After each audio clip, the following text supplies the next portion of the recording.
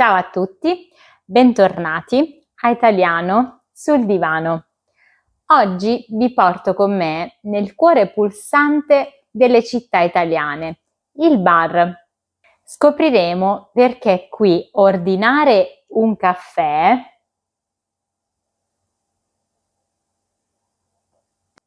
segue delle regole che non sono scritte e come questa tradizione ha conquistato il mondo. Il vero bar italiano si vive al bancone.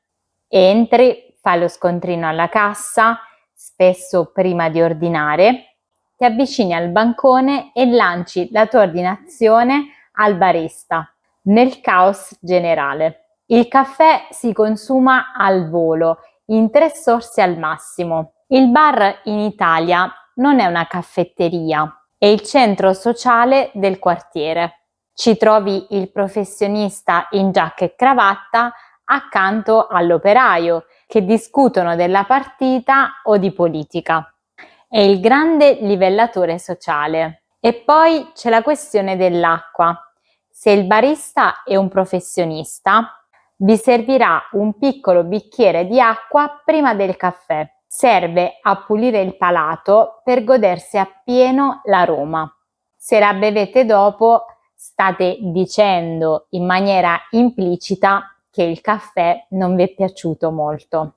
Se chiedete un caffè, vi arriverà un espresso. Non c'è bisogno di specificare. Se volete una spinta di energia concentrata, allora potete chiederlo ristretto. Se volete correggerlo con un goccio di latte caldo o freddo, allora chiedete un macchiato. E se venerdì sera, dopo una cena pesante, c'è il caffè corretto, solitamente con grappa o sambuca. Ma la regola d'oro riguarda lui, il cappuccino. Per gli italiani il cappuccino è strettamente legato alla colazione, accompagnato da un cornetto.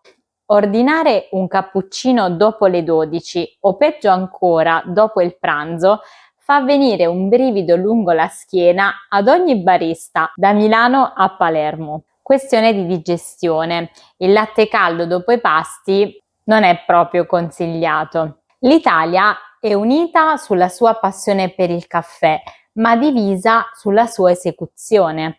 C'è una vera e propria geografia del gusto. Al nord il caffè ha un gusto più delicato, leggermente acido, aromatico.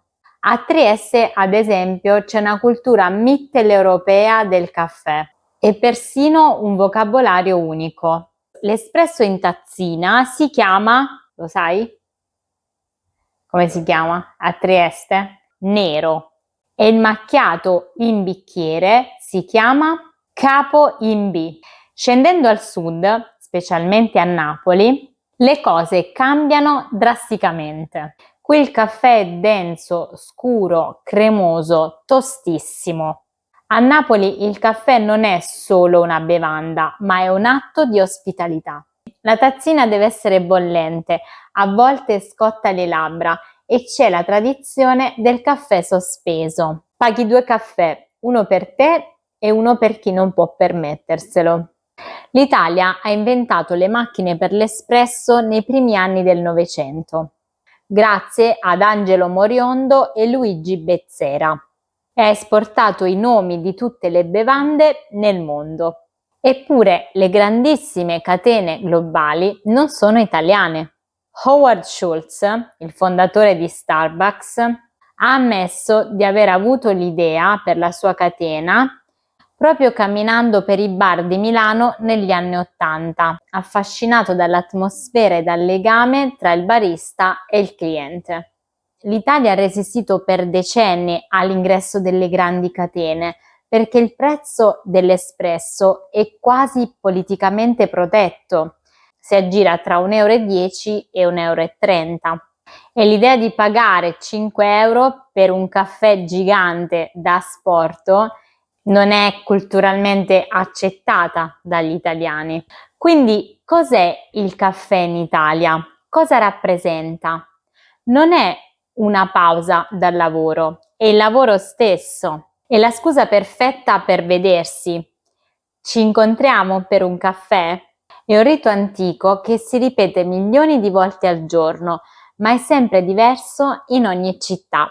La prossima volta che entrate in un bar italiano, fate un respiro profondo, ascoltate il rumore della macchina del caffè, ordinate al bancone e godetevi quei 60 secondi di pura italianità. E voi come lo prendete il caffè?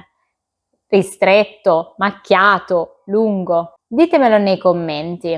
Se il video vi è piaciuto lasciate un like, iscrivetevi al canale e ci vediamo al prossimo video. Ciao!